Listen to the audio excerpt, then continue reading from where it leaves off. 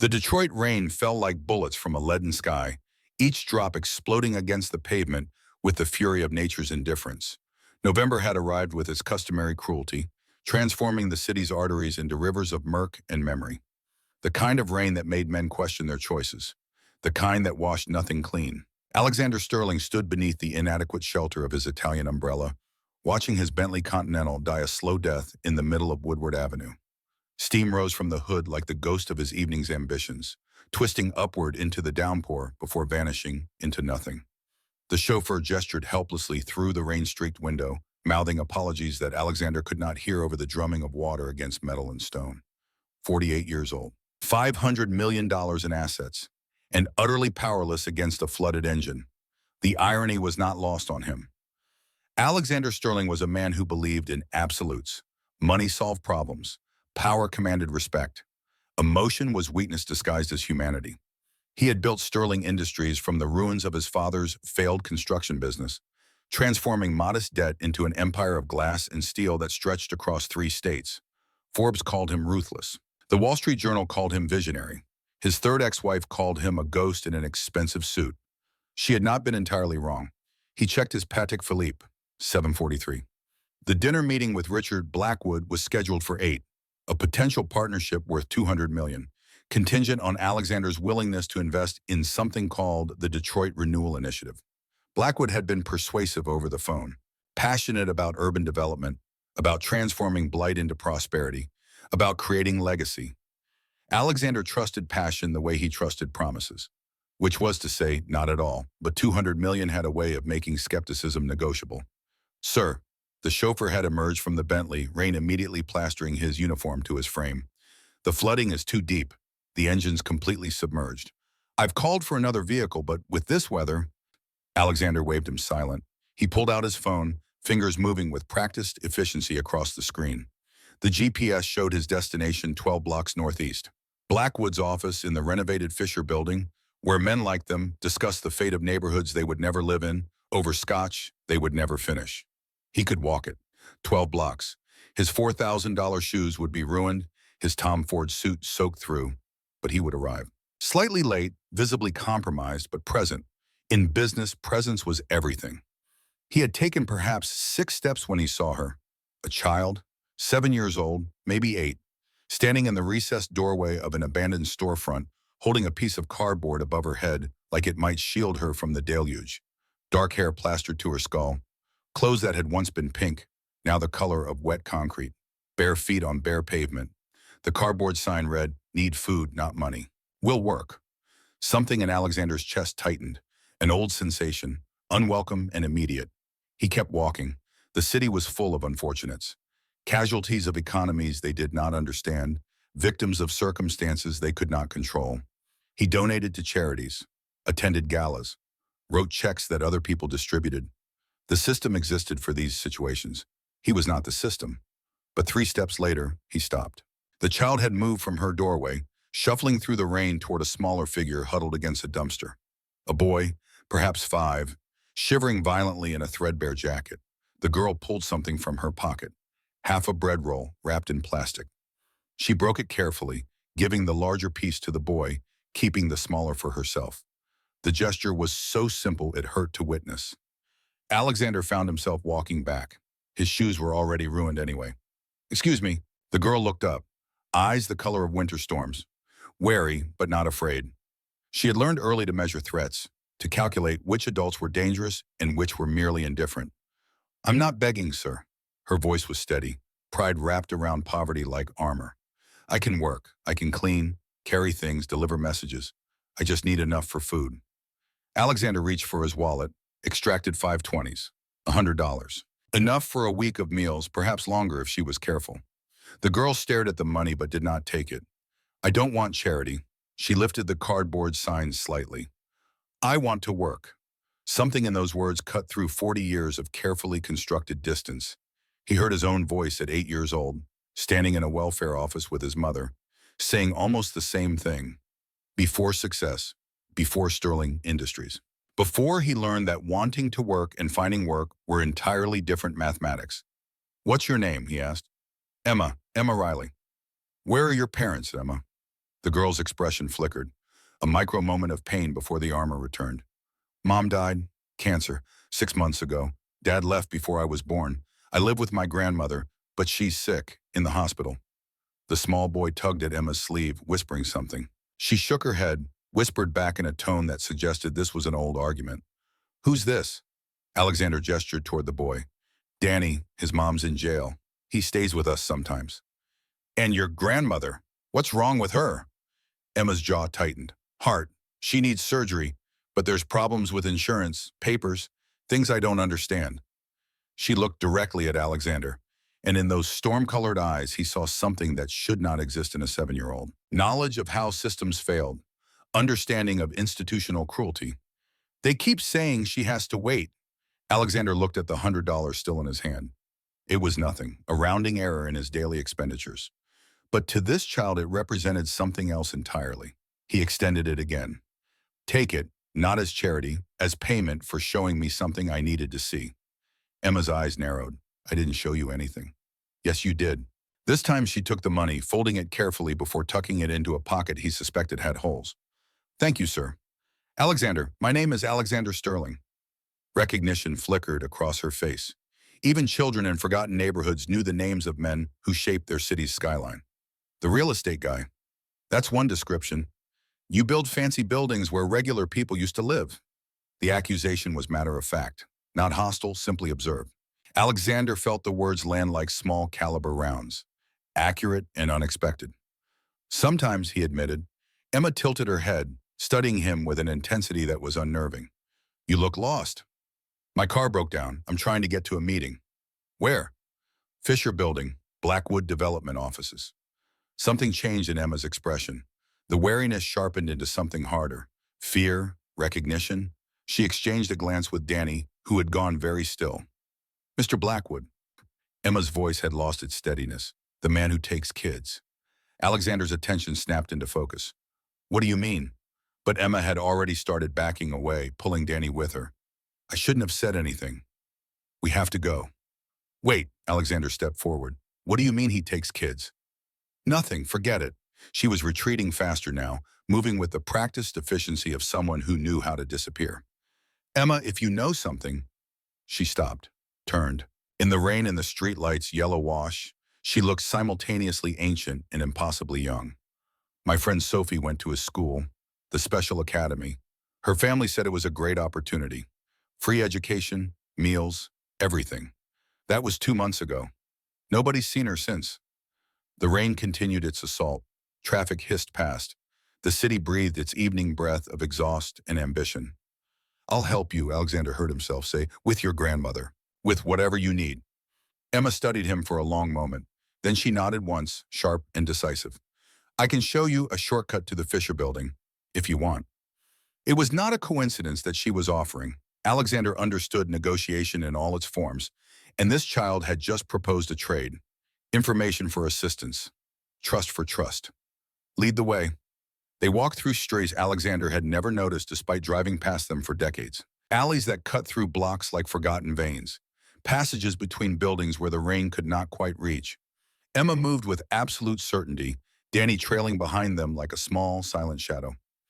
You really know this area, Alexander observed. I've lived here my whole life. Before Grandma got sick, we had an apartment. 3 blocks from here. But when she went to the hospital, the landlord said we had to leave. Said a kid couldn't stay alone. I tried to explain Grandma would be back, but she shrugged, a gesture too weary for her age. Now we sleep where we can. What about social services, child protective? They came once after Grandma went to the hospital, said they'd place me somewhere safe, but the lady never came back. Emma's voice dropped. Grace says that's because of Mr. Blackwood. Says he has people in those offices. Says if they take kids officially, there's paperwork. Records. But if kids just disappear into his school, they emerged onto a wider street. The Fisher Building's Art Deco magnificence rose before them, its golden facade glowing against the storm-dark sky. This is where you're going, Emma said. Alexander looked up at the building. He had been here dozens of times. Meetings, negotiations, deals that moved money like weather systems across balance sheets. But suddenly it appeared different, ominous. Come with me. Emma shook her head. Me and Danny need to get back. Others will be worried. Others? The kids. At the bridge. Before Alexander could press further, his phone vibrated. A text from Blackwood's assistant. Mr. Blackwood is ready for you. Please come directly to the 14th floor. He looked at Emma, at this child who had offered him work instead of accepting charity, who shared her last bread with someone smaller, who knew things about Richard Blackwood that made fear flicker behind her careful composure. I'll find you tomorrow, Alexander said, at the bridge. We'll figure out your grandmother's situation. Emma's expression suggested she had heard such promises before and understood their typical lifespan, but she nodded anyway. Okay, Mr. Sterling. She turned to go, Danny following, but Alexander called after her. Emma, this necklace you are wearing, the dog, is that important? Emma's hand went to the cheap plastic pendant. My mom gave it to me before she died, said as long as I wore it, I'd never be alone. Then she was gone, melting into the rain and shadows with the practiced invisibility of the urban forgotten. Alexander stood for a moment, watching the space where she had vanished. The rain had soaked through his suit completely. His shoes were beyond salvation. He was late for a $200 million meeting, and something had shifted inside him. Some tectonic plate of certainty had moved. He entered the Fisher building and took the elevator to the 14th floor. The doors opened onto Blackwood Development's reception area, all glass and chrome. Success made visible. A young woman with perfect makeup and practiced smile greeted him. Mr. Sterling, Mr. Blackwood is expecting you. Right this way. She led him through corridors decorated with architectural renderings, luxury condominiums rising from urban wasteland, shopping centers where factories had rotted. The future, purchased and planned. Richard Blackwood's office occupied the corner, floor-to-ceiling windows overlooking the city. A man in his early 50s stood at one of them, hands clasped behind his back, surveying his kingdom. Alexander. Blackwood turned, extending a hand. Tall, athletic, silver hair, perfectly styled.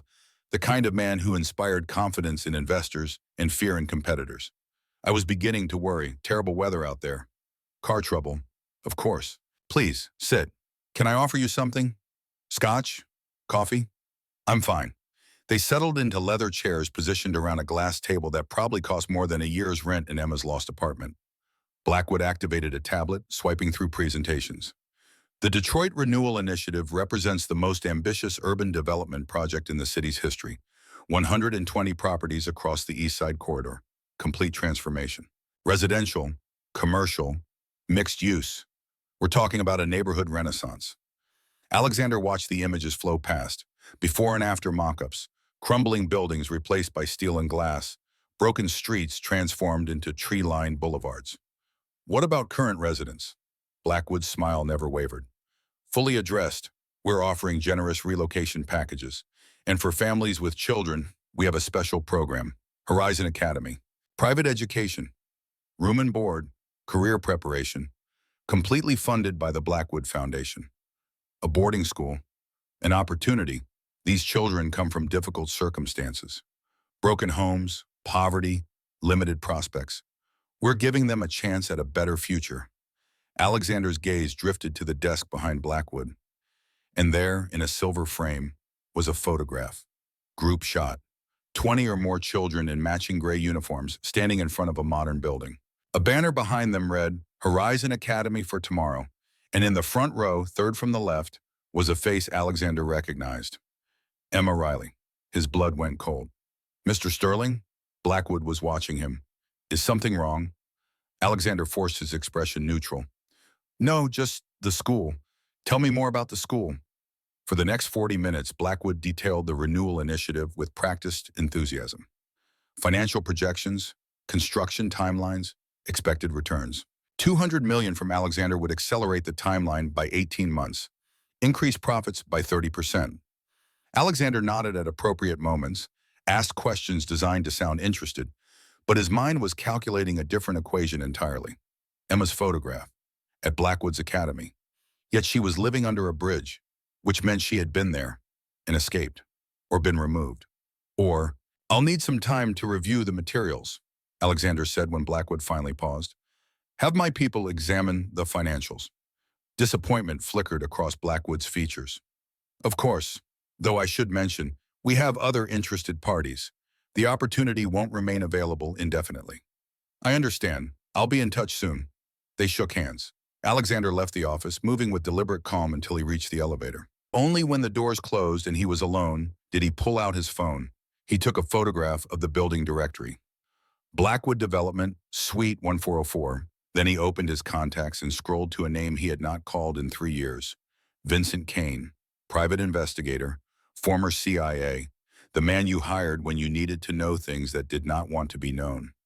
Kane answered on the second ring. Sterling, been a while. I need information, tonight if possible. Must be urgent. A man named Richard Blackwood. Blackwood Development. Everything you can find, especially anything related to something called Horizon Academy. A pause. Blackwood, yeah, I know the name. Some interesting rumors around that guy. What kind of rumors? The kind that suggest you should be very careful about doing business with him. I'll dig deeper. Call you in a few hours. Alexander ended the call and stood in the building's marble lobby, watching rain sheet down the windows. Outside, the city continued its indifferent operations. People hurried through the storm toward homes and lives and complications of their own. None of them aware that a 7-year-old girl with a plastic dog necklace had just redirected the trajectory of a very different existence. He should go home, pour himself 3 fingers of bourbon, review the Blackwood materials, make a decision based on data and projections and quantifiable risk. But instead, he walked back out into the rain. The bridge Emma had mentioned could only be one place. The I-94 overpass near the old Packard plant, an urban dead zone where the city's infrastructure decayed into forgotten concrete. He drove his backup car, the Range Rover he kept for occasions requiring anonymity, following GPS directions into neighborhoods that gentrification had not yet discovered.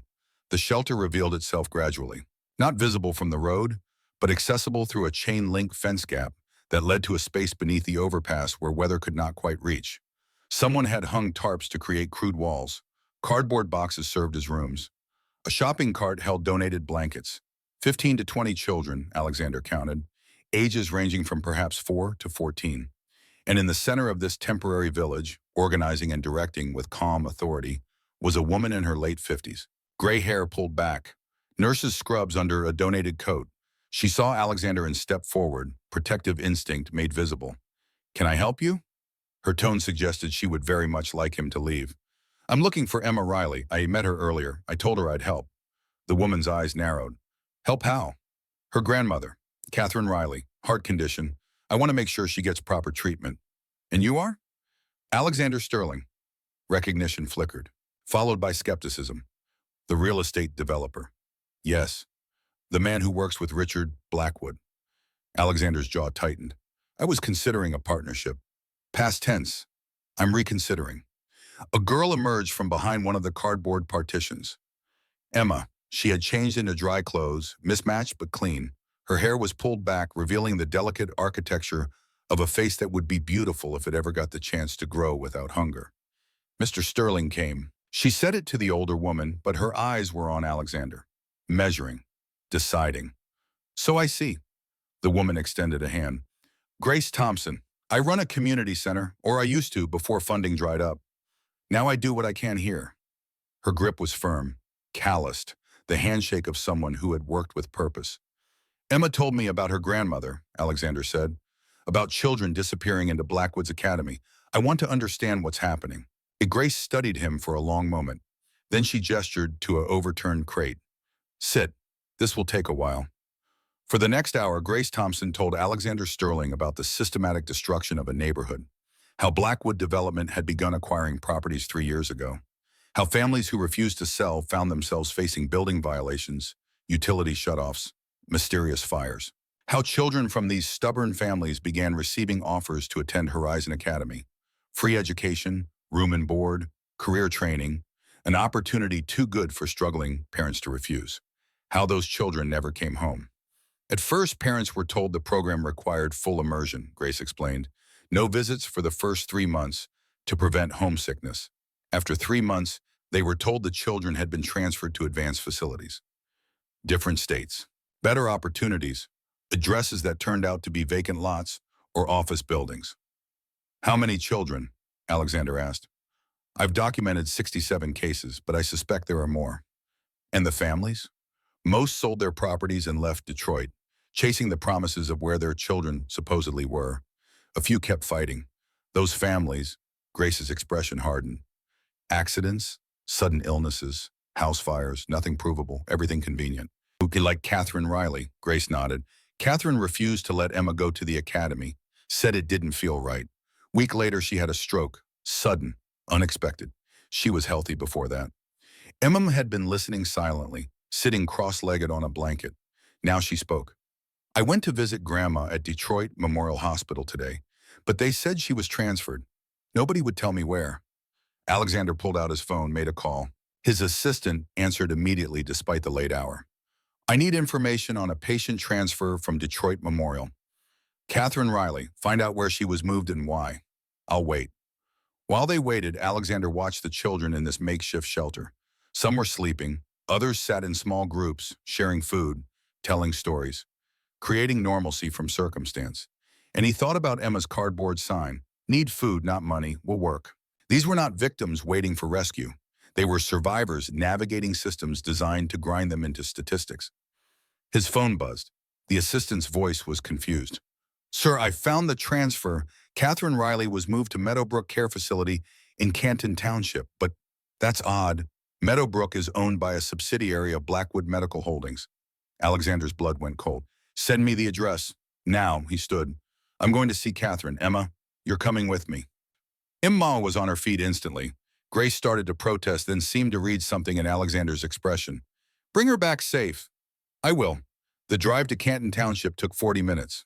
Meadowbrook Care Facility occupied a sprawling campus behind gates that suggested exclusivity rather than care. Alexander pulled up to the entrance. A security guard emerged from a booth. Visiting hours are over, sir. Alexander handed the man his business card along with $200 bills. I'm here to see Catherine Riley. This is her granddaughter. We won't be long. The money disappeared into the guard's pocket. Room 247, second floor. But you didn't hear it from me. They parked and entered the building. Institutional clean. The smell of disinfectant layered over something organic and sad. Emma's hand found Alexander's. Small fingers gripping tight. Room 247 was at the end of a corridor. Through the window in the door, Alexander could see an elderly woman in a hospital bed. Monitors beeping. IV lines snaking into her arms. Alone in the sterile light. Emma pressed against the glass. Grandma. Alexander tried the door handle. Locked. He was about to find a nurse when footsteps approached from behind. He turned. Richard Blackwood stood in the corridor, flanked by two men in suits that did not quite hide their security purpose. His expression was pleasant, utterly calm. Alexander, what an unexpected visit. Richard, I came to see Mrs. Riley. I'm afraid that's not possible. She's in intensive care. No visitors except immediate family. This is her granddaughter. Blackwood's gaze shifted to Emma. Something flickered in his eyes. Recognition? The child should be in protective custody. It's not appropriate for her to be wandering around with someone who has no legal relationship. I'm taking responsibility for her welfare. Noble, but legally meaningless. Blackwood gestured to his security. These gentlemen will escort Emma to the proper authorities, and you and I should discuss why you're interfering in matters that don't concern you. Alexander stepped in front of Emma. She's not going anywhere. The security guards moved forward, but before the situation could escalate, a nurse rounded the corner, young, anxious. Mr. Blackwood, there's an issue with the Matthews family. They're demanding to see their son, and Blackwood's mask of calm slipped for just a moment. Irritation. I'll be right there. He looked at Alexander. We're not done with this conversation. Then he was gone, security following. Alexander immediately tried the door again, still locked. But through the window, he saw Catherine Riley's eyes open, saw her turn her head toward Emma's face pressed against the glass, saw her mouth form a single word, run. Emma saw it too, her grandmother, weak but conscious, warning them away. We need to leave, Alexander said quietly. Right now. They made it to the Range Rover without incident, but as Alexander started the engine, he saw Blackwood emerge from the facility, phone to his ear, eyes tracking their departure. The drive back to Detroit was silent until Emma spoke. Grandma got sick after she said no to the academy. That's not a coincidence, is it? No, I don't think it is. What are you going to do? Alexander gripped the steering wheel, watching the city lights blur past. I'm going to find out what Richard Blackwood is really doing, and then I'm going to stop him. Why? Emma's voice was small. You don't know us. You could just walk away. He thought about that, about the life he had built, the empire of glass and steel. the three ex-wives and the penthouse apartment where he slept alone. The success that felt increasingly like an elaborate form of emptiness. Because 40 years ago, I was you, he said finally, and nobody helped. Nobody saw. I became successful, but I also became the kind of man who doesn't see children in the rain. Until tonight. He pulled up near the bridge. Emma opened the door, then paused. She reached into her pocket and pulled out something small. The plastic dog necklace. Grandma gave this to me after Mom died. Said it was from her. Said wearing it meant I'd never be alone. She held it out to Alexander. Keep it, so you remember. Emma, I can't take. It's not a gift, it's a reminder of what you promised. Alexander took the necklace. Cheap plastic, worth nothing. Priceless. Emma climbed out of the Range Rover and disappeared into the darkness beneath the bridge. Alexander sat for a long moment, holding the necklace, feeling its weight despite its lightness. Then his phone rang. Vincent Kane. You need to hear this, Kane said without preamble. Richard Blackwood is running what looks like a highly sophisticated operation. Horizon Academy is the tip. There's a whole network. Care facilities, group homes, private schools, all under different subsidiary names, but all connected to Blackwood. Connected how? That's where it gets dark. I found financial records, transfers from international accounts, and pattern analysis suggests, Sterling, I think he's trafficking these kids. The words hung in the air like poison. What? The children who disappear from the academy.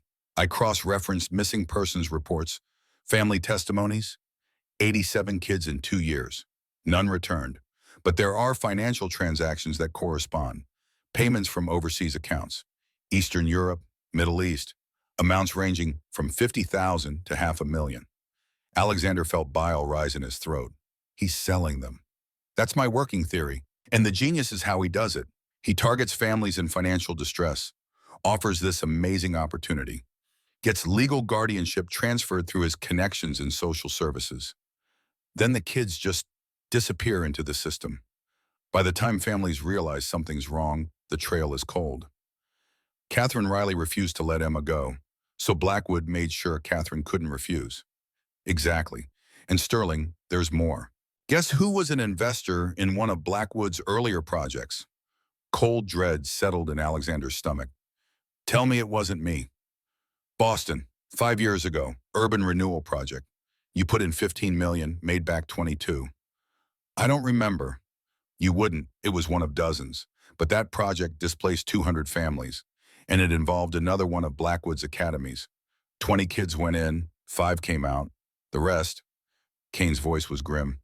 No records, no follow-up. Nothing. Alexander closed his eyes. The weight of unknowing complicity, of profit built on suffering he had never bothered to examine. I need everything you can find, he said. Financial records, property holdings, shell companies, everything. Already compiling it. But Sterling, you need to know what you're getting into. Blackwood has serious protection. 3 judges on his payroll, 2 state senators, the police chief. This isn't just about exposing him. This is about dismantling an entire network. Then that's what we'll do. You sound different. I am different. Alexander ended the call and sat in the darkness, watching rain begin to fall again. Lighter now, more like tears than bullets. He looked at the plastic dog necklace in his palm, thought about a 7-year-old girl who offered work instead of accepting charity, who shared her last bread, who wore a dead mother's gift because it meant she was not alone. He thought about Catherine Riley warning her granddaughter to run even from a hospital bed. He thought about 87 children, gone into darkness, sold like commodities in markets he could barely comprehend. And he thought about the man he had become, the hollow man, the ghost in an expensive suit, who built towers and called it purpose, who wrote checks and called it charity, who looked past suffering because acknowledging it required something more than money. It required being human. His phone buzzed, a text from an unknown number, just 2 words and a time. Pier 15, midnight. Alexander started the engine. He had 5 hours. Time enough to go home, change into dry clothes, review Kane's preliminary findings. Time enough to understand he was about to cross a line that could not be uncrossed. But when he looked at the necklace again, at this cheap piece of plastic that represented everything real in a world of expensive illusions, the choice was already made. He had spent 40 years becoming successful. Tonight he would begin learning how to be good.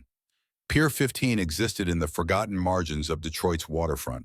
Once a thriving shipping hub, it now served mainly as a monument to industrial decay. Rusted loading cranes stood like skeletal giants against the night sky. Water lapped against concrete pilings with the patient insistence of entropy. Alexander Sterling arrived 15 minutes early. Old habit. Control the environment, control the meeting. He parked the Range Rover where headlights could illuminate the approach, but shadows could conceal departure. The rain had stopped, leaving the air thick with moisture and gasoline smell. Midnight approached with the slow crawl of consequence. At 11:57, a dark sedan pulled into the lot. No headlights. Engine cutting to silence with professional efficiency. A woman emerged from the driver's side. Mid-30s, athletic build, moving with the controlled awareness of someone trained to notice threats before they materialized. Detective Jordan Hayes. Alexander recognized her from the research Kane had sent. 15-year veteran, Detroit Metro Police. Gang unit, then homicide, now special investigations. A service record that suggested competence and a current assignment that suggested complications. She approached Alexander's vehicle without hesitation. He lowered the window. "Mr. Sterling, you're punctual. Detective Hayes, I appreciate you meeting me. I appreciate you not bringing company." Her eyes scanned the pier's dark perimeter. "Though I assume your investigator is somewhere nearby." "Kane knows how to be discreet," Hayes nodded. "Good. Because what I'm about to tell you could get us both killed." She gestured toward the water. They walked to the edge of the pier, where conversation would be masked by lapping waves and distance from potential listening devices. The Detroit River stretched before them, black and endless, separating American decay from Canadian indifference. "I've been investigating Richard Blackwood for 3 years," Hayes began without preamble. "Started as a missing persons case. Teenager named Marcus Williams, 14 years old. Family said he was recruited for some special school, Horizon Academy. Promised education, career training, the works. 6 months later, the family wanted to visit. We're told Marcus had been transferred to an advanced program in Ohio. Address turned out to be a strip mall. What happened to him? Still missing, along with 66 others that I can document. Probably more that I can't." Hayes pulled out a tablet, swiping through files. "I tried to build a case, but every time I got close, evidence disappeared. Witnesses recanted. My captain suddenly developed concerns about my mental health."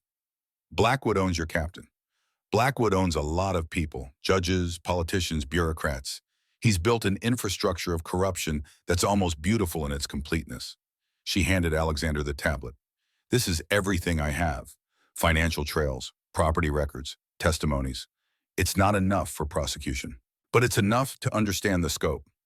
Alexander scrolled through the files. Shell companies nested within holding corporations, money flowing through offshore accounts like water-finding paths of least resistance. And at the center, always, Richard Blackwood, philanthropist, visionary, monster. "Why are you sharing this with me?" Alexander asked. Hayes studied him for a long moment. "Because you have something I don't. Resources, independence, and apparently a sudden conscience." She paused. "Emma Riley approached you tonight. That wasn't random. You've been watching her. I've been trying to protect her, along with the other kids at that bridge shelter. But I can't be everywhere. And Blackwood knows about her, knows she escaped from the academy. He'll come for her." The words landed like physical blows. "When?" "Soon. He's already filed papers with Child Protective Services. Emergency custody.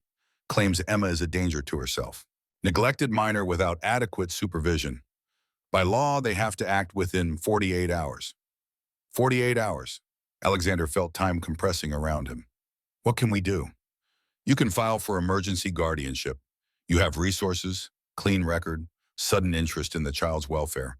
Judge might grant temporary custody pending investigation. And if the judge is on Blackwood's payroll, then we're fucked." Hayes smiled without humor. "But I have someone who might help. Judge Patricia Monroe, 65 years old, incorruptible. Lost her son to the system 20 years ago. She's been looking for a way to hurt people like Blackwood ever since." Footsteps on concrete interrupted them. Both turned, Hayes' hand instinctively moving toward her concealed weapon. A man emerged from the shadows. Late 50s, graying hair, wire-rimmed glasses. He carried a leather briefcase and an air of weary determination. "Easy, detective," the man said. "It's just me." Hayes relaxed fractionally. "Sterling, this is William Garrett. Guardian ad litem. He represents children in family court. Garrett extended a hand. His grip was firm, but not aggressive. The handshake of someone who had learned to project authority without threat. Mr. Sterling, Detective Hayes has told me about your interest in Emma Riley and your apparent change of heart regarding Richard Blackwood. People can change, Alexander said. Can they? Or do they simply discover who they were all along? Garrett opened his briefcase, extracting documents. I've been appointed guardian for 15 children who disappeared into Blackwood's system. I've spent 2 years trying to find them, trying to penetrate the academy, but I have no legal standing to inspect the facility. Blackwood has court orders preventing unauthorized access. What about authorized access? He only allows carefully controlled tours. Media, potential donors, politicians he's cultivating, everything's staged. Model students, pristine facilities, inspiring success stories. Garrett's expression hardened. But I've interviewed staff who quit, nurses who couldn't stomach what they saw. They tell a different story. Children isolated, medicated, psychologically broken. And that's before we get to the ones who disappear entirely. Alexander felt cold spreading through his chest despite the humid air. You're talking about a trafficking operation. I'm talking about a system designed to make vulnerable children vanish without trace or consequence. Garrett pulled out more documents. Blackwood targets specific families, those in financial distress, those in neighborhoods he wants for development. He offers the academy as a solution to their problems. Free education, meals, housing. Parents who are desperate see it as a lifeline. By the time they realize it's a trap, their children are gone and all the paperwork says they gave consent. What about the children who come back, the success stories? Hayes answered. Carefully selected, well coached, shown to media and donors to maintain the illusion. But notice something. They're always young ones, 7, 8 years old, photogenic, good for PR. The older children, the teenagers, they never come back because they're the ones being sold. That's our theory, Garrett confirmed. But proving it requires getting inside the academy, really inside, past the showrooms and into the places Blackwood doesn't want seen. Alexander looked between them, a detective operating outside official channels, a court-appointed advocate with no access.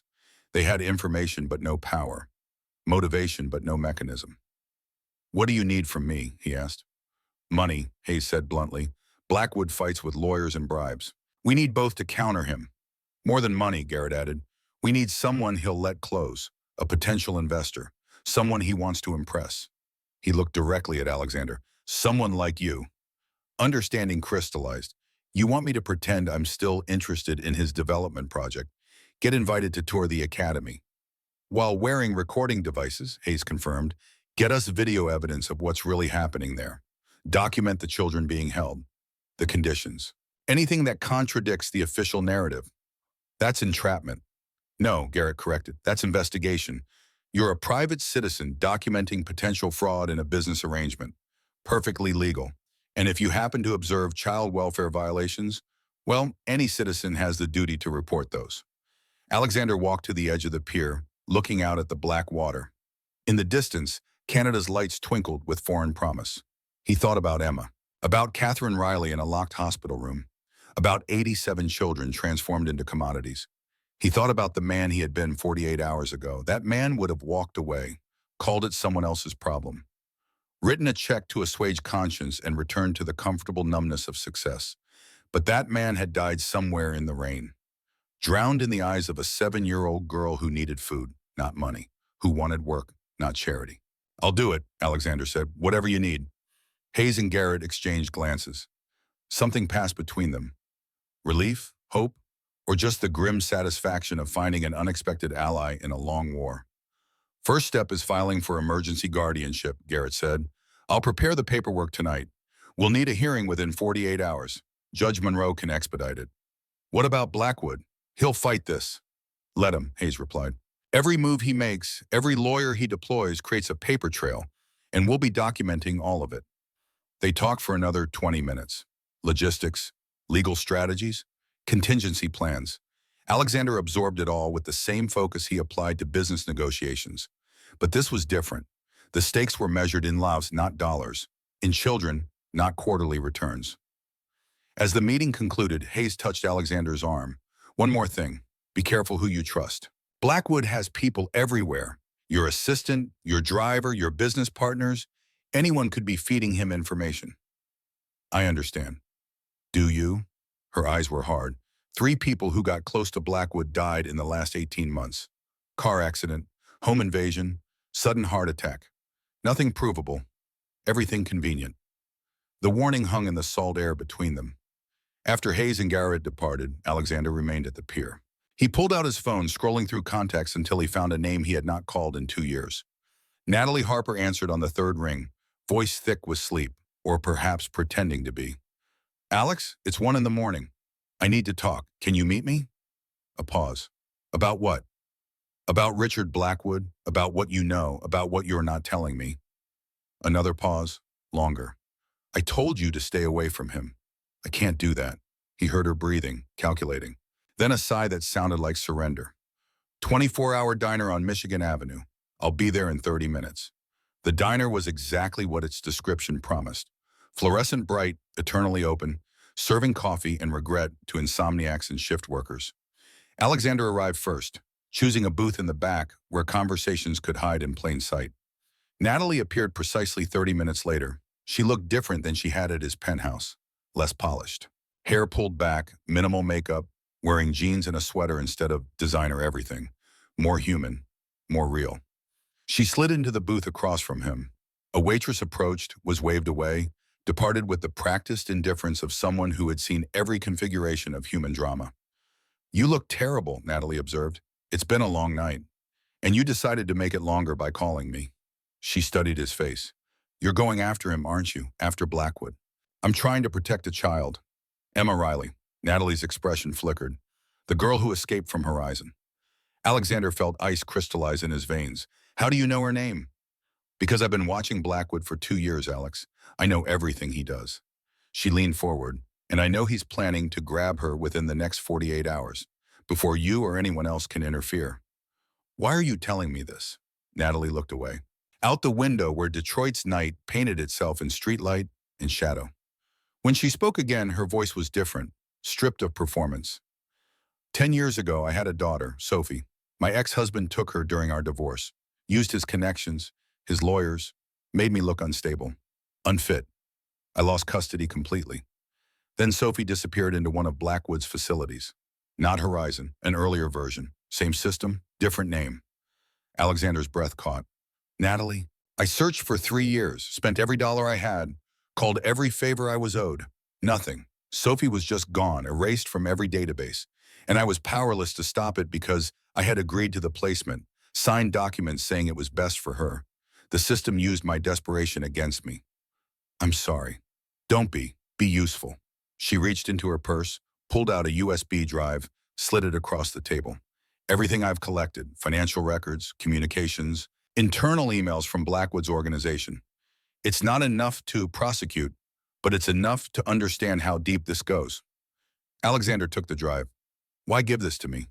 Because Detective Hayes asked me to. She recruited me 2 years ago, made me an informant.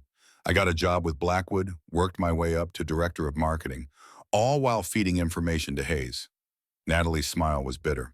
I'm the person your detective friend warned you not to trust, except I'm actually on your side. The revelation shifted Alexander's understanding of the last few hours. The careful choreography of the peer meeting, Hayes' warning about trust, it had all been a test to see if he would reach out to Natalie, to see if he could be manipulated or controlled. He had passed, or failed, depending on perspective. Does Blackwood know, Alexander asked, that I'm feeding information to law enforcement? No, he thinks I'm loyal. Thinks the occasional fall I give Hayes is just enough to keep her chasing shadows while he operates freely. Natalie's eyes met Alexander's. But he's suspicious of you now, after tonight, after you showed up at Meadowbrook asking about Catherine Riley. He knows you're not just a potential investor anymore.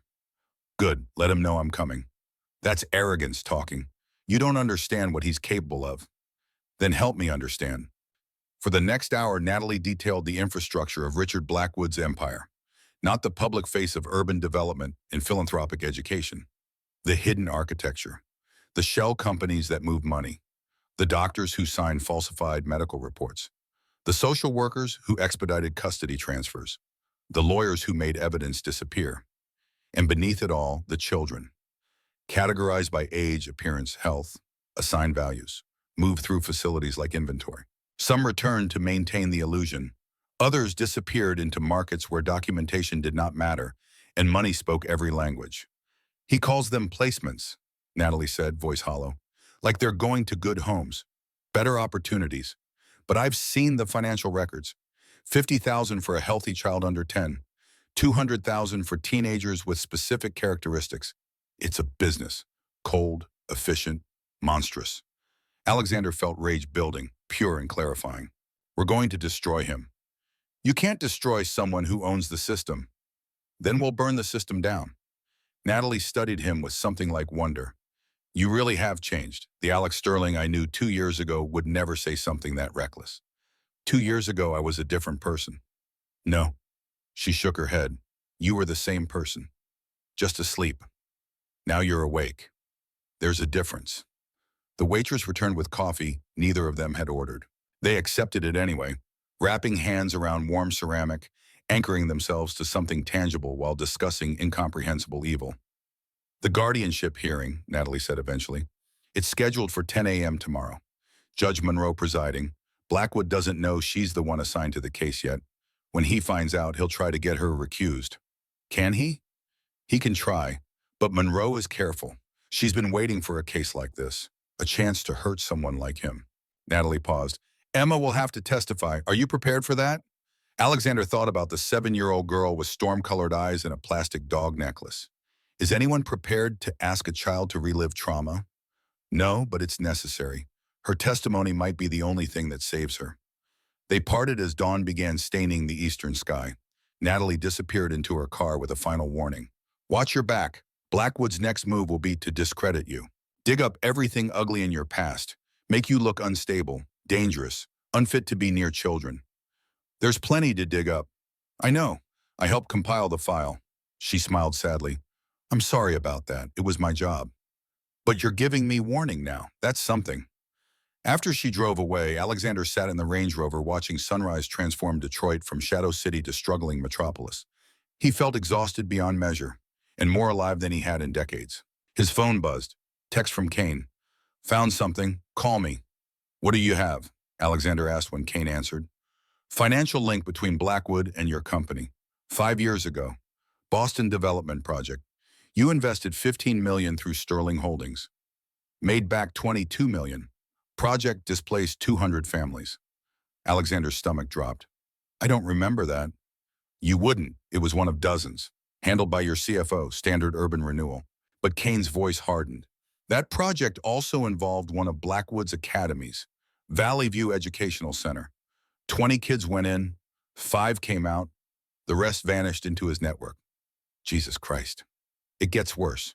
Your investment helped finance that academy. Technically, legally, you're tied to those disappearances. Alexander closed his eyes. Blackwood knows this. Almost certainly, and he'll use it. You try to expose him, he exposes you as an accomplice. Mutual destruction. Except I didn't know. Won't matter. In the court of public opinion, ignorance is just another form of guilt. Alexander sat with that knowledge, the weight of unknowing complicity, of profit extracted from suffering he had never bothered to examine. He thought about those 15 children who never came home, thought about their families still wondering, still waiting. Use it, he said finally. What? Tell Hayes, tell Garrett. Make it public if you have to. I won't let Blackwood use my guilt as a shield for his crimes. That's career suicide. Maybe, but it's also the truth. And I'm done hiding from that. Kane was silent for a moment, then, You're sure about this? I've never been more sure of anything. 3 hours later, Alexander stood outside courtroom 4B in the Frank Murphy Hall of Justice.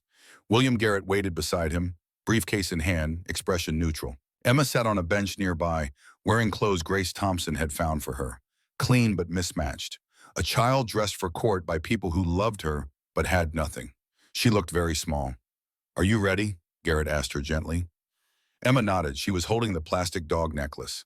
Alexander had returned it to her that morning with a promise. You'll need this more than me today. The courtroom doors opened. They entered. Judge Patricia Monroe presided from the bench with an expression carved from granite and righteousness. Silver hair pulled severe, reading glasses perched on her nose. She looked like every disappointed teacher and fierce grandmother compressed into judicial authority. On the opposite side, Richard Blackwood sat with three lawyers. Expensive suits, confident postures, men accustomed to winning. The battle began. For 2 hours, lawyers argued. Blackwood's team painted Alexander as an opportunist, a man with no prior interest in children suddenly claiming guardianship of a vulnerable minor. They presented his business record. 3 failed marriages, workaholic tendencies, a pattern of behavior suggesting emotional unavailability. They presented his Boston investment, the connection to Blackwood's earlier academy, insinuating complicity, shared guilt. Garrett countered with documentation of Blackwood's pattern. The 67 missing children, the families who had lost contact, the suspicious circumstances surrounding Catherine Riley's stroke. He presented Emma's medical records, evidence of malnutrition, healing bruises, physical indicators of life without adequate care. But nothing landed as hard as Emma herself. When called to testify, she approached the stand with shoulders back and chin raised, pride armoring vulnerability. Judge Monroe leaned forward slightly, voice gently. Emma, do you understand why you're here? Yes, ma'am, to decide if Mr. Sterling can take care of me. And do you want him to? Emma looked directly at Alexander. Yes, ma'am. Why? The courtroom went silent. Emma's hands gripped the plastic dog necklace. Because he's the only person who saw me. Everyone else sees problems. A homeless kid, a burden, something to fix or move or make disappear. But Mr. Sterling sees Emma. Judge Monroe's expression shifted infinitesimally. Tell me about Horizon Academy, Emma. Have you been there? And Emma told her story, how social services had come after Catherine's stroke, how they said she needed structure, education, opportunity. How Horizon Academy sounded like a dream, food, shelter, learning, how it became a nightmare. She described the first day, being separated from other new arrivals, given a uniform, a number. Student 847, told her name would confuse the other children. Better to use numbers until she adjusted. She described the rooms, small, 2 narrow beds, locks on the outside of doors, windows too high to reach, cameras everywhere watching. She described the silence. Children were not allowed to speak during meals, during classes, during recreation. Communication was deviation. Deviation was corrected. How was it corrected? Judge Monroe asked quietly. Emma's voice dropped. The quiet room in the basement. They'd put you in there alone, no light, no sound, for hours. Until you forgot what deviation you'd committed. Until you forgot yourself. Blackwood's lawyers objected. Hearsay, unsubstantiated, the imagination of a traumatized child. But Judge Monroe overruled. I want to hear this. Continue, Emma. Emma described the other children, how some disappeared in the night, gone from their beds between evening count and morning assembly. When she asked where they went, she was sent to the quiet room. She described her escape, finding the ventilation system, crawling through ducts designed for air, not bodies, emerging 3 miles from the academy, walking back to Detroit through 2 days of cold and hunger because it was better than staying. Why didn't you tell anyone? Judge Monroe asked. I tried. I went to police. They called social services. Social services said I was confused, that I had never been at any academy, that I needed help. They tried to take me. I ran. You ran to the streets. I ran to Grace. To the other kids. To people who believed me. Emma's eyes found Alexander again. And then I ran to Mr. Sterling. Blackwood's lead lawyer stood, tall, gray-haired, voice smooth as expensive whiskey. Your Honor, we sympathize with this child's obvious distress, but her account is uncorroborated. Fantastic. The product of trauma and confusion. There are no records of Emma Riley ever being admitted to Horizon Academy. No enrollment forms, no custody transfer, no educational reports. According to our documentation, she's a street child who has fallen through the cracks of an overwhelmed system. Then explain the photograph, Alexander said. Everyone turned. He was not supposed to speak. But he pulled out his phone anyway, projecting an image onto the courtroom screen. The photograph from Blackwood's office. 20 children in gray uniforms, Horizon Academy banner behind them. And in the front row, third from the left, a girl with storm-colored eyes, Emma Riley. The courtroom erupted, objections flying. Blackwood's face had gone pale. His lawyers huddled, whispering urgently. Judge Monroe's gavel cracked like lightning. Order. Mr. Sterling, where did you obtain this photograph? From Richard Blackwood's office. 3 nights ago, he was showing me the academy as part of a potential business arrangement. Your Honor, Blackwood's lawyer recovered quickly. The presence of a child in a promotional photograph does not constitute enrollment.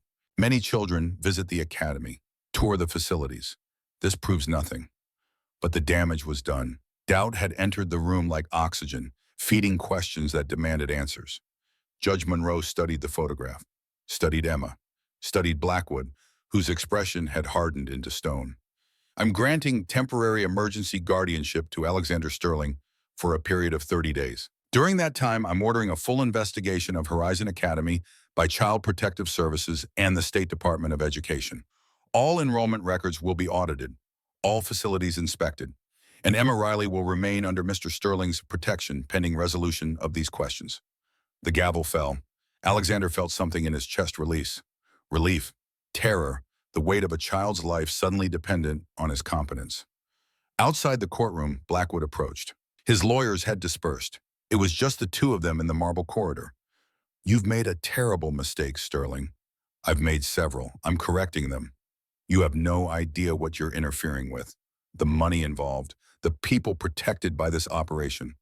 Then help me understand. Turn yourself in. Provide evidence. Save what's left of your soul. Blackwood's laugh was cold. My soul, you're one to lecture. You built your fortune the same way I built mine. By not asking questions. By not looking too closely at where profit comes from. He leaned closer. The only difference between us is I'm honest about what I am. No, the difference is I'm trying to change. Change, Blackwood savored the word. We'll see how long that lasts. By this time tomorrow, I'll have enough evidence of your unfitness to bury you. Financials, testimonies, medical reports. You'll lose the girl. You'll lose your company. You'll lose everything. Then I'll lose everything clean. Alexander walked away, found Emma waiting with Garrett and Grace Thompson. The girl looked up at him with those two old eyes. What happens now, she asked. Now you come home with me, really home, for 30 days at least, maybe longer. And then? Alexander knelt so they were eye level. Then we fight. For your grandmother, for the other children, for everyone Blackwood has hurt.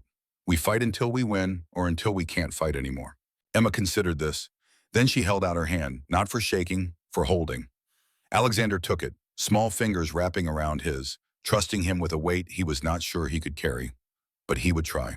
God help him, he would try. They left the courthouse together as storm clouds gathered over Detroit. The rain was coming again. It was always coming. But this time, Alexander Sterling would not seek shelter. This time, he would stand in the storm. The call came at 3 a.m, 24 hours after the guardianship hearing. Alexander jerked awake in the guest room adjacent to where Emma slept, phone vibrating against the nightstand with urgent insistence. Vincent Kane's voice was tight. We have a problem. Catherine Riley disappeared from Meadowbrook 2 hours ago. Security cameras were conveniently offline. No sign of forced entry, no witnesses. She's just gone. Alexander was already moving, pulling on clothes in the darkness. Blackwood? Almost certainly, and there's more. Child Protective Services received an anonymous tip that you're keeping Emma in unsafe conditions. They're sending someone to inspect your home at 8 a.m. If they find anything questionable, they'll remove her immediately. My home is immaculate. Doesn't matter, they'll find something. A loose stair rail, medications not properly secured, something, anything. This is Blackwood applying pressure. He takes the grandmother, threatens to take the child, forces you to negotiate. Alexander checked on Emma through the connecting door. She slept curled around the plastic dog necklace, small and impossibly vulnerable in the massive guest bed. He had given her the safest room in the penthouse. Motion sensors, reinforced locks, security he had installed years ago against threats he could not name. Now those threats had names and faces and legal authority. What do I do? Alexander asked quietly, stepping back into his room. You meet him, find out what he wants. Play for time while Hayes and I gather enough evidence to arrest him. How long will that take? Kane's silence was answer enough. Too long, longer than Catherine Riley had. Longer than Emma's 30-day guardianship would last. There's another option, Alexander said slowly.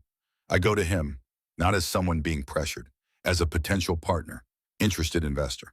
I make him think he's won. That's insane. He knows you're hostile. He knows I'm conflicted, that I'm tied to his Boston project, that exposing him exposes me. Alexander's mind was moving through scenarios with the cold calculation that had built his empire. I reach out. Say I've reconsidered, that I'm willing to overlook concerns about the academy if the financial returns justify it. Make him think I'm choosing profit over principle. He won't believe it.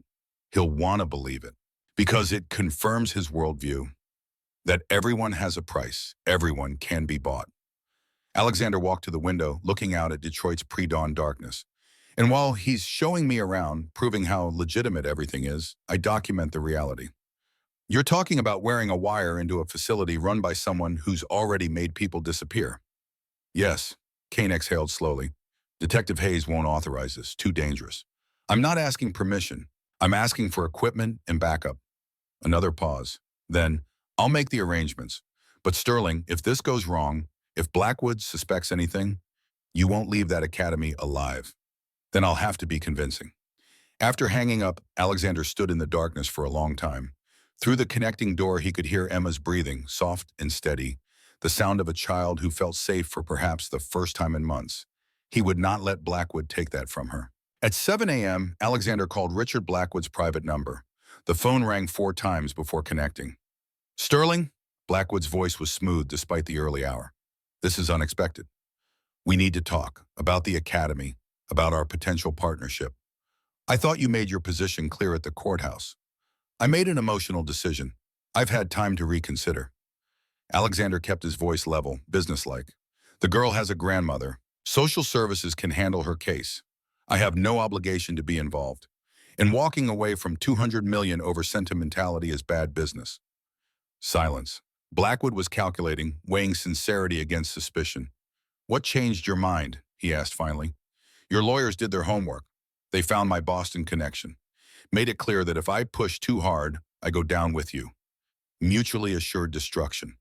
Alexander injected exactly the right amount of bitterness. I'm not interested in being a martyr. I'm interested in protecting my assets and making money. And the Riley child is not my problem. I'll maintain the 30-day guardianship to avoid looking suspicious. Then I'll let the system handle her placement. The words tasted like poison, wherever that might be. Another pause. Longer. Alexander could almost hear Blackwood's thoughts clicking through possibilities, searching for the trap. I'd like to see the academy, Alexander continued. Really see it, not a stage tour. I want to understand the full scope of what you're building before I commit serious capital. That's unusual. Investors typically don't require facility inspections. Investors typically don't have their names attached to missing children investigations. I need to know exactly what I'm getting into. Complete transparency, or I walk. Blackwood considered. Today, noon, bring no one. Come alone or don't come at all. Agreed. The line went dead. Alexander immediately called Kane. It's set, noon today. I need recording equipment ready by 11. You're really doing this. Catherine Riley is out there somewhere, probably at the academy, and Emma's testimony suggested there's a basement level. Places Blackwood doesn't show on tours. If I can document what's there, we'll have everything we need. If you can survive long enough to deliver it. At 10 a.m., William Garrett arrived with the social services inspector, a tired-looking woman in her 40s carrying a clipboard and the weight of an impossible caseload. She walked through Alexander's penthouse with professional detachment, noting the child-safe measures he had frantically installed overnight. Outlet covers, cabinet locks, medications secured. Emma sat at the kitchen counter, eating breakfast Grace Thompson had prepared. Pancakes, fresh fruit, orange juice. The inspector watched her for a moment. How are you doing, Emma? She asked gently. Good, ma'am. Mr. Sterling takes care of me. Do you feel safe here? Emma looked directly at Alexander. Something passed between them. Understanding. Trust. Yes, ma'am. Very safe. The inspector made notes, asked more questions, examined the guest room where Emma slept. Finally, she turned to Garrett. Everything appears adequate. I'll file a positive report, but I'll need to conduct follow-up visits, weekly until the guardianship situation is resolved. But after they left, Emma approached Alexander. You're going to the academy, aren't you? To find Grandma. He knelt to her level. How did you know? Because that's what you do. You fix things. Her storm-colored eyes held his. But it's dangerous. The basement, the quiet room. Mr. Blackwood doesn't let people leave who know too much. I'll be careful. Promise me something. If you don't come back, tell Grace to take me somewhere far away. Don't let them put me in the system again. Alexander felt his throat tighten. I'm coming back. Promise anyway. I promise. At 11 a.m., Kane arrived with equipment, miniature cameras disguised as buttons, audio recorders embedded in a watch, GPS tracker sewn into shoe lining, all virtually undetectable unless someone was specifically searching. Hayes is positioning a tactical team 2 miles from the academy, Kane said as he fitted the devices. If you trigger the panic code, they'll be there in 3 minutes. What's the panic code? Say the words Boston Project. It'll activate a distress beacon. But Sterling understands something. 3 minutes is a long time if someone's trying to kill you. Then I won't give them a reason to treat them. Detective Jordan Hayes arrived as Kane was finishing. She looked exhausted. 48 hours without sleep etched into her features. This is a bad idea, she said without preamble. You have a better one? Wait, build the case properly. Through legal channels. Catherine Riley doesn't have time for proper channels. Alexander stood, testing the equipment's concealment. And neither do the children still in that facility. Hayes studied him. You understand you're not obligated to do this. You've already done more than anyone expected. Filing for guardianship. Exposing the connection between Blackwood and missing children. You could walk away. Could I? Alexander thought about Emma sleeping peacefully for the first time in months. About Catherine Riley somewhere in the darkness. About 87 children who had trusted a system that betrayed them. I don't think I can. Not anymore. Hayes nodded slowly. Then bring me something I can use to arrest that bastard. The drive to Horizon Academy took 90 minutes. North from Detroit into Michigan's rural sprawl, where forests still outnumbered strip malls and isolation was measured in miles rather than blocks. Alexander followed GPS coordinates Blackwood had texted, watching the landscape transform from urban decay to empty green. The academy appeared suddenly, a compound of modern buildings set against ancient woods, high fences disguised as decorative barriers, security gates dressed up as welcoming entrance. From a distance, it looked exactly like what it claimed to be, an educational facility, a place of opportunity.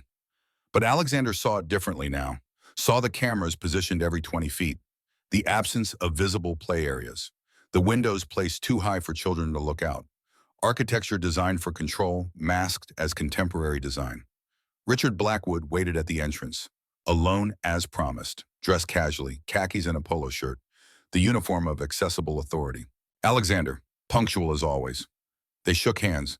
Blackwood's grip was firm, confident, the handshake of someone who believed he had already won. Thank you for accommodating this visit, Alexander said. Transparency builds trust, and trust builds partnerships.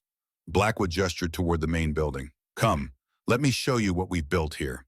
They entered through security doors that locked automatically behind them. The interior was pristine, polished floors, bright lighting, walls decorated with student artwork that looked professionally created. We house 87 students currently, Blackwood explained as they walked, ages 5 to 17, all from difficult circumstances, poverty, abuse, neglect. We provide structure, education, purpose. And they are here voluntarily? Their guardians place them here voluntarily, through proper legal channels. We have documentation for every child.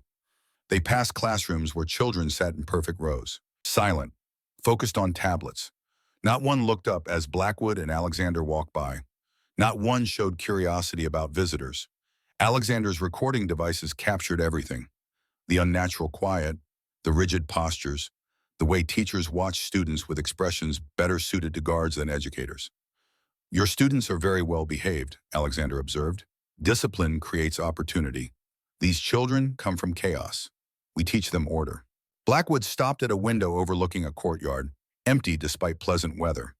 Many people misunderstand our methods. They see strictness and think cruelty.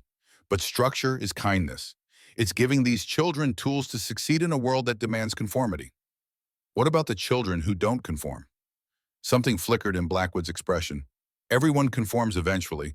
It's simply a matter of finding the right motivation. They continued the tour. Dormitories with narrow beds and locked doors.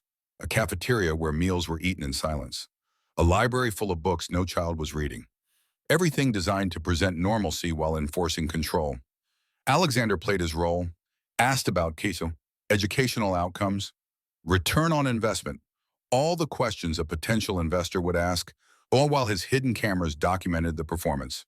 After an hour, Blackwood led him to an office. Spacious, windows overlooking the grounds. A desk covered in tablets and files. And on the wall behind the desk, more photographs. Groups of children, different uniforms, different facilities. These are our sister programs, Blackwood explained.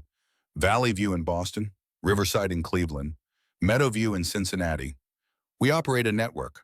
Children who excel here move to advanced programs, better facilities, enhanced opportunities. Alexander studied the photographs, looking for faces for Emma's friend Sophie.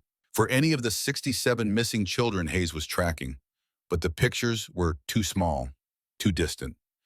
I'd like to see the advanced facilities, he said carefully. Those are reserved for graduates. Invitation only. But as a potential investor, even investors have limits. Blackwood's smile never wavered, but his eyes had gone cold. Some things require more trust than money can buy. Alexander nodded, pretending to accept the boundary, but he was calculating. The photographs showed different buildings, different locations, but all the children wore the same expression, the same hollow compliance. What about special needs? Alexander asked. Children who require additional services, medical care, psychological support. We have a dedicated wing for that. Would you like to see it? Please. Blackwood led him down a corridor, through more locked doors, deeper into the facility. The architecture subtly changed. Less windows, more cameras. Lighting that was bright enough to eliminate shadows, but harsh enough to disorient. Our therapeutic unit, Blackwood announced. They entered a wing that felt more hospital than school. White walls, medical equipment, the smell of disinfectant over something organic and wrong. Rooms with observation windows. Children inside. Some sleeping, some staring at nothing, and all unnaturally still. What are they being treated for? Alexander asked, horror rising despite his efforts at control. Various conditions, behavioral disorders, attachment issues, oppositional defiance. Blackwood's tone was clinical. We use evidence-based interventions, medication when necessary, therapeutic isolation, behavioral modification. Alexander's cameras captured it all. The children alone in sterile rooms, the medication charts showing dosages that seemed high for pediatric care, the locks on the outside of doors. This was the evidence Hayes needed, proof of conditions that violated every child welfare standard. But Alexander needed more, needed to find Catherine Riley, needed to locate the basement Emma had described. Is there a lower level, he asked? Additional storage? Facilities management. Blackwood's expression shifted fractionally. Wariness sharpening. Maintenance areas, nothing relevant to our educational mission. I'd still like to see them. Due diligence requires examining the entire physical plant. For a long moment, Blackwood studied Alexander, searching for the deception, looking for the trap. Then he smiled. But the warmth was gone, replaced by something predatory. Of course, complete transparency. That's what you wanted. He led Alexander to an elevator at the end of the corridor, unlocked with a key card. The doors opened onto a descent into concrete and shadow. The basement level was different. No pretense of institutional care, just raw functionality. Corridors lined with doors, heavy, windowless, each marked with numbers instead of names. Blackwood walked Alexander past them without comment, but through small windows, Alexander could see inside. Children, alone or in pairs, some very young, some teenage, and all wearing the same gray uniforms, all exhibiting the same defeated posture. This is where we house children awaiting placement, Blackwood said calmly. Transitional cases, families who haven't completed paperwork, students between programs. How long do they stay here? As long as necessary. Alexander's recording equipment was capturing everything. Every door, every child's face, evidence of detention that went far beyond educational necessity. They reached the end of the corridor, a final door, unmarked. Blackwood unlocked it, gestured for Alexander to enter. The room beyond was an office, but not a conventional workspace. One wall was covered with photographs, hundreds of children, each with documentation beneath, names, characteristics, and beside each photo, handwritten notes, amounts, dates, locations. Alexander felt his blood turn to ice. This was the ledger, the complete record of Blackwood's trafficking operation. Every child sold, every transaction, every destination. I'm showing you this, Blackwood said quietly, because I need you to understand the scope, the profitability, the complete protection we've arranged. He gestured to the wall. 500 children over 10 years, gross revenue of $80 million, operating expenses of $12 million, net profit of $68 million, all completely untraceable, all completely legal as far as official records show. Alexander struggled to keep his expression neutral, to maintain the pretense of being persuaded by numbers instead of horrified by their meaning. And the children, he managed? Where do they go? Where there's demand, Eastern Europe primarily, some Middle East. Families willing to pay for adoption that bypasses traditional channels. Some are legitimate, wealthy couples who can't navigate bureaucracy. Others, Blackwood shrugged. Not our concern once payment clears. You're selling them. I'm providing a service. Supply meeting demand. These children have nothing. No families who want them. No futures in the American system. We're giving them opportunities abroad and generating substantial returns in the process. Alexander's mind was racing. The recording equipment was capturing this confession, but he was trapped in a basement with a man who was calmly admitting to crimes that would earn life imprisonment. Why tell me this? Alexander asked carefully. Why show me the truth? Blackwood smiled. Because you're already complicit. Your Boston investment made this possible. Your money helped build the infrastructure. You're not a potential partner, Alexander. You've been a partner for 5 years. You just didn't know it. And if I walk away now, you can't. The moment you file any kind of report, I release documents tying you directly to child trafficking, your financial records, communications with my team, memorandums discussing facility operations, all fabricated but compelling enough to destroy you. Blackwood's expression was almost sympathetic. We're tied together now. The only way forward is together. Accept it, profit from it, or lose everything fighting the inevitable. Alexander felt the trap closing, but he also felt the weight of the recording equipment, the GPS tracker, Hayes and her tactical team waiting 2 miles away. He just needed to get out with the evidence intact. I need time to think, Alexander said. Of course, though I should mention we have a shipment leaving tonight. 12 children, destination Prague, payment of $2 million. If you want in, the opportunity is immediate. Tonight, the buyers are impatient, and we have a window. The inspection Judge Monroe ordered starts tomorrow. We need to reduce our population before then. Make everything appear properly documented and authorized. Alexander's stomach turned. 12 children about to disappear. And somewhere in this facility, Catherine Riley, probably drugged, probably scheduled for disposal once her usefulness as leverage ended. I want to see the children going to Prague, Alexander heard himself say, before I commit. Blackwood studied him for a moment, then nodded. Follow me. They walked deeper into the basement, past more doors, more imprisoned children, until they reached what looked like a loading area. Garage doors, a van waiting, and beside it 12 children sitting on benches, ages ranging from perhaps 6 to 15. All silent, all staring at nothing. Alexander recognized one of them. Sophie, Emma's friend, thinner than in the photograph, hollow-eyed, but alive. And in a corner, barely conscious in a wheelchair, was Catherine Riley. Mrs. Riley, Alexander said before he could stop himself. Blackwood's expression hardened. You know her. Too late to pretend. Alexander made a decision, reached for his phone, spoke clearly. This is about the Boston project. The panic code. 3 minutes until Hayes and Tactical arrived. 3 minutes to survive. Blackwood moved faster than Alexander expected. Security appeared from nowhere. Alexander fought, but hands grabbed him, slammed him against the van. Someone found his phone, smashed it, started searching for other devices. They found the cameras, the audio recorder, ripped them away with brutal efficiency. Blackwood stood over Alexander, face a mask of rage. You stupid, arrogant fool, did you really think you could record me and walk out? You confessed. Everything. It's already transmitted. To what? A phone I just destroyed? Blackwood laughed. Wireless transmission doesn't work down here. Concrete and steel. This basement is a dead zone. Your equipment recorded everything, but it didn't send anything. Alexander's hope shattered. Hayes had no idea what he had discovered. The tactical team was coming, but Blackwood could kill him and destroy the evidence long before they arrived. What now? Alexander asked. Now you become a cautionary tale. Blackwood gestured to his security. Put him with the shipment. He'll go to Prague with the children. By the time anyone finds him, if they ever do, he'll be too broken to testify. They dragged Alexander toward the van. He fought, but there were too many, too strong. Catherine Riley watched with drugged confusion. Sophie stared with empty eyes. Then gunfire erupted. Not from the tactical team, from inside the facility. Someone had breached from above. Footsteps pounding downstairs. Shouts. More gunfire. The garage door exploded inward. Not from battering rams, but from a vehicle crashing through. A dark sedan. The driver's door opened. Natalie Harper emerged holding a shotgun. "Get away from him," she said calmly, the weapon trained on Blackwood. "Natalie." Blackwood's surprise was total. "What are you doing?" "Something I should have done 2 years ago." She fired, not at Blackwood, but at his security.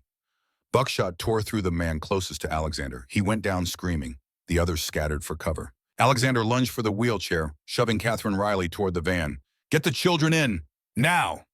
Natalie provided covering fire while Alexander herded the 12 children into the vehicle. Sophie moved like a ghost, helping the younger ones. The basement had become chaos.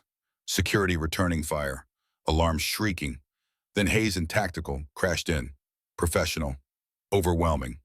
The fight ended in seconds. Blackwood tried to made it perhaps 10 feet before Hayes tackled him personally, cuffed him with vicious satisfaction. "Richard Blackwood, you're under arrest for human trafficking, kidnapping, child endangerment." Her voice was steel. "And about 47 other charges I'm going to enjoy specifying." Alexander stood among the rescued children, breathing hard, bleeding from a cut above his eye. Natalie approached, lowering the shotgun. "How did you know?" he asked. "Your GPS tracker. Kane gave me access. When you stopped moving in the basement for too long, I knew something was wrong." She glanced at Blackwood being hauled away in handcuffs. "I couldn't let him take you. Not after everything." "Your daughter, Sophie. She's here." Natalie's expression cracked. "Where?" Alexander pointed to the girl helping younger children from the van. Mother and daughter locked eyes across the chaos. Recognition dawned slowly. Then Sophie was running. Natalie dropped the shotgun and caught her. Both of them collapsing to the concrete, holding each other, sobbing with relief too profound for words. Hayes organized the evacuation. Paramedics swarmed in. Children were triaged, treated, documented. Catherine Riley was stabilized, loaded into an ambulance. Alexander rode with her, holding her hand as consciousness slowly returned. "Emma," she whispered. "Emma is safe, waiting for you. I promised I'd bring you back to her." Catherine's grip tightened. "Thank you." 3 months later, Alexander stood before 800 people in the renovated Eastside Community Center. The building Blackwood had planned to demolish now housed the Riley Sterling Foundation for Children, dedicated to protecting vulnerable youth, providing legal advocacy, fighting trafficking.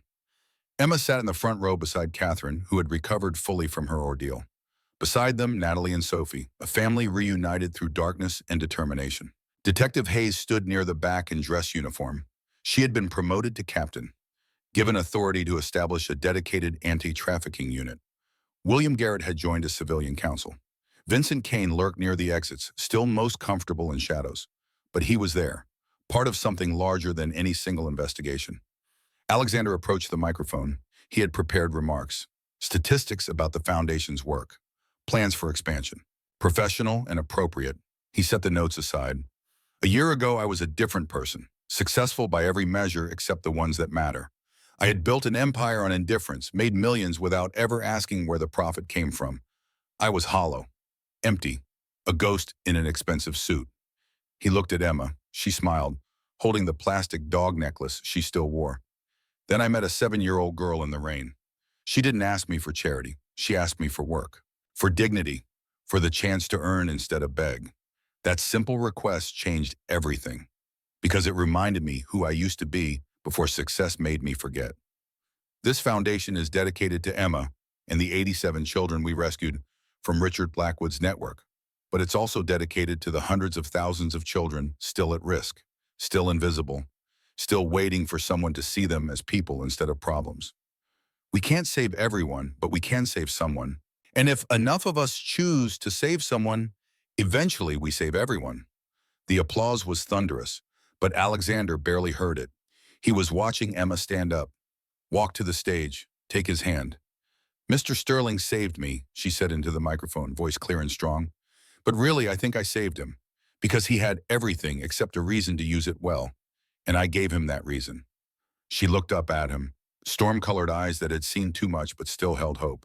"Thank you for seeing me, for seeing all of us." Later, as the ceremony concluded and people mingled over donated food, Alexander found himself on the building's roof, looking out at Detroit, the city he had shaped with glass and steel, that he was now reshaping with purpose. Catherine Riley joined him, moving slowly but steadily, recovered from the drugs and trauma, strong again. "Emma wants to call you Dad," she said without preamble. "I told her it was her choice, but I wanted you to know." Alexander felt his throat tighten. "I'm not her father." "No, but you're the man who risked everything to save her, who gave her a home, who showed her that adults can be trusted. That's more than biology. That's choice." "I don't know how to be a father," Catherine smiled. "Neither did most fathers when they started. You'll learn. She'll teach you." That night in the penthouse that had become a home, Emma knocked on Alexander's door. She was holding something, a frame. Inside was the plastic dog necklace, preserved now behind glass. "I don't need to wear it anymore," she explained, "because I'm not alone. I have you. I have Grandma. I have Sophie and Natalie and Grace and everyone at the foundation." She handed him the frame. "But I want you to keep it, to remember." "Remember what?" "That everyone is worth saving, even the people who think they're too broken or too successful or too anything. Everyone deserves someone who sees them." Alexander took the frame, looked at the cheap plastic artifact that had traveled with a child through homelessness and horror. That represented a mother's love and a grandmother's faith in a girl's resilience. "Thank you, Emma." She hesitated, then spoke quickly, like the words might escape if she didn't release them fast enough. "Can I call you Dad? If you don't want me to, I understand, but Grandma said I should ask." Alexander knelt, eye to eye, the way he had learned to meet her as an equal. "I would be honored." Emma's smile could have illuminated cities. She threw her arms around him, and Alexander Sterling, who had spent 48 years avoiding attachment, held her tight and finally understood what he had been missing. What money could never buy, what success could never provide. Connection, family, love. 5 years later, the Riley Sterling Foundation operated in 12 cities, had saved or supported 400 children, had contributed to trafficking arrests in 6 states. Emma was 12, excelling in school, serving on the foundation's youth advisory board, teaching Alexander daily what courage looked like in a child's determination. Catherine volunteered as the grandmother liaison, helping other families navigate crises. Sophie worked with trauma counseling programs. Natalie ran operations with ruthless efficiency. And Alexander Sterling, who had once measured worth in dollars and dominance, now measured it in lives touched and futures saved. He kept the framed dog necklace on his desk, beside a photograph, taken on the foundation's opening day. Emma and him, his hand on her shoulder, her hand covering his, both of them smiling. The caption, written in Emma's careful handwriting, read, "The day we saved each other." Because that's what it had been, not a rescue, not charity, not even justice. A mutual salvation, a shared redemption. Two people finding each other in the rain and choosing against all odds and expectations to matter to each other. Richard Blackwood was serving life without parole in a federal prison. His network had been dismantled. 300 children reunited with families or placed in legitimate care. The systems he corrupted were being reformed. But Alexander rarely thought about Blackwood anymore. Revenge and punishment were satisfying but ultimately hollow. What mattered was the work, the daily effort to build something better from the ruins of what had been. On the 5-year anniversary of the foundation's opening, Alexander and Emma visited the original bridge where they had first truly met, where she had offered to show him a shortcut and instead showed him a purpose. The shelter was gone now, replaced by a community center. But they stood where cardboard walls had once provided inadequate protection, where children had created family from survival. "Do you ever miss it?" Alexander asked. "The simplicity, before everything got complicated." Emma thought about that. "I miss Grace. She died last year, you know." "I know, I spoke at her funeral. But I don't miss being cold or hungry or scared." She looked up at him. "I don't miss wondering if anyone saw me, because now I know someone does." They stood together in the fading light, father and daughter by choice, if not by blood, bound by rain and circumstance and the decision to see each other's humanity. Somewhere in the city, other children waited in other shadows. Other families struggled with other crises. The work was never finished. The battle never finally won. But on this bridge where desperation had transformed into hope, Alexander Sterling understood something his younger self never could have grasped. Success was not accumulation. It was contribution. Wealth was not what you owned, it was what you gave. And family was not biology, it was who you chose to save and who chose to save you in return. The rain began again, gentle now, like a blessing instead of a curse. Alexander opened his umbrella, sharing it with Emma as they walked toward the car. Together. Home. Finally understanding what that word meant. The end.